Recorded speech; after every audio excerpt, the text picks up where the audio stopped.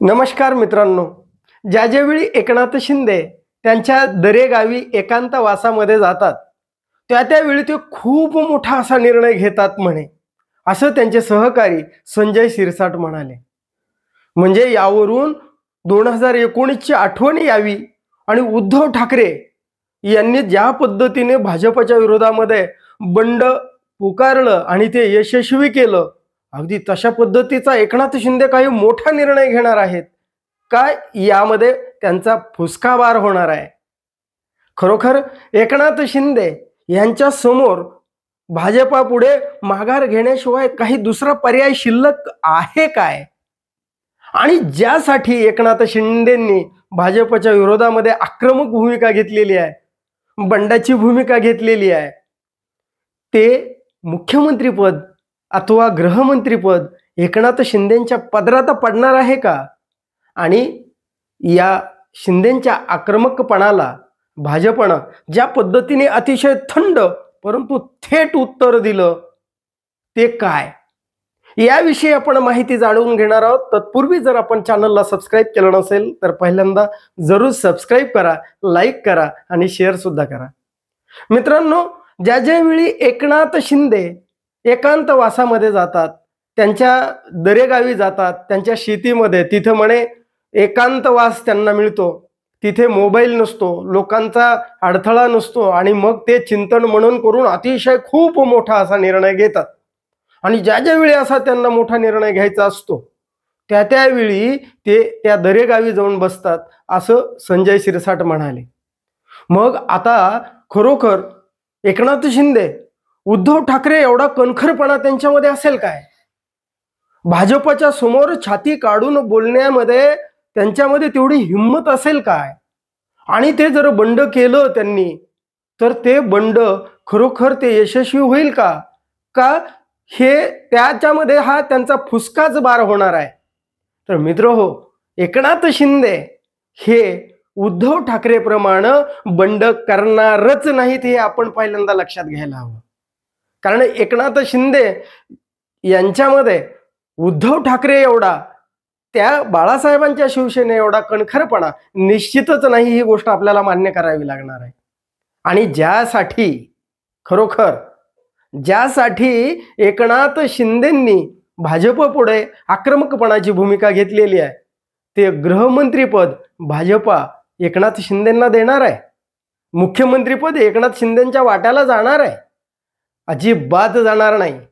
कारण भाजपला पक्क माहिती आहे की गृहमंत्रीपद एकनाथ शिंदेकडे देणं म्हणजे पुन्हा नव्या शिवसेनेला जन्म घालण्यासारखं आहे. कारण हिंदुत्वाचे वाटेकरी एक विचाराचा एकमेव पक्ष असावा आणि तो भाजपा असावा, हिंदुत्ववादी विचारांचा. ती शिवसेना असू नये म्हणून तर शिवसेना फोडली आहे. उद्धव ठाकरेंची शिवसेना फोडली, त्यामागे हाच तर हिंदुत्वाचा विचार होता की आम्ही खरे हिंदुत्वाचे या राज्यामध्ये वारसदार आहोत. जर गृहमंत्रीपद एकनाथ शिंदेंना दिलं तर त्यांचं बळ वाढेल, त्यांची शक्ती वाढेल आणि मग ही शक्ती किंवा ही एकनाथ शिंदेंची शिवसेना, उद्धव ठाकरेंची शिवसेना फोडणं कदाचित भाजपला सहज सोपं झालं. परंतु एकनाथ शिंदेंना जर बळ दिलं गेलं तर त्यांचा जो चेहरा आहे तो चेहरा लोकांमध्ये रुजला आणि एक नवी हिंदुत्वाची एक शाखा, पुन्हा नव्यानं एक शक्ती निर्माण झाली राज्यामध्ये, तर ती भाजपला सहन होणारी नाहीये.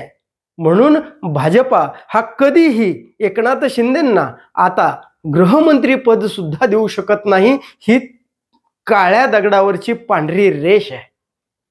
म्हणजे ज्याच्यासाठी खरोखर एकनाथ शिंदेंनी मग बंड केलं ते त्यांना मिळणार आहे का?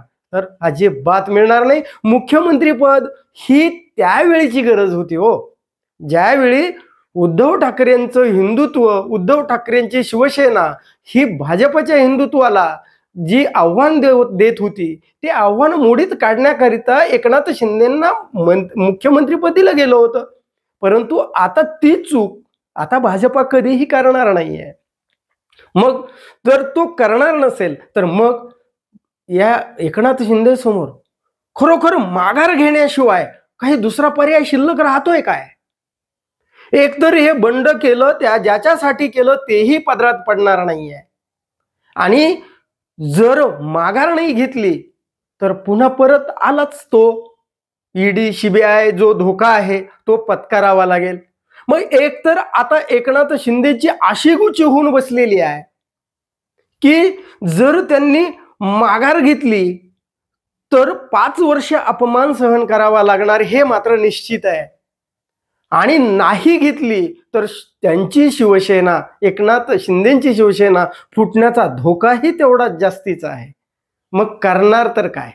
परंतु शेवटी अस्तित्व टिकून ठेवण्याकरिता म्हणून एकनाथ शिंदे पूर्णपणे माघार घेणार हे तेवढंच सत्य आहे. म्हणजे बघा, आता ह्या आक्रमकपणाला, एकनाथ शिंदेच्या आक्रमकपणाला फार गडबडून गेली नाही भाजपा, गोंधळात पडली नाही, गडबड केली नाही, आणि एकनाथ शिंदेची मनधरणी करण्याकरता भाजपच्या पातळीवर कसलाही जास्तीचा प्रयत्न करण्यात आलेला नाहीये.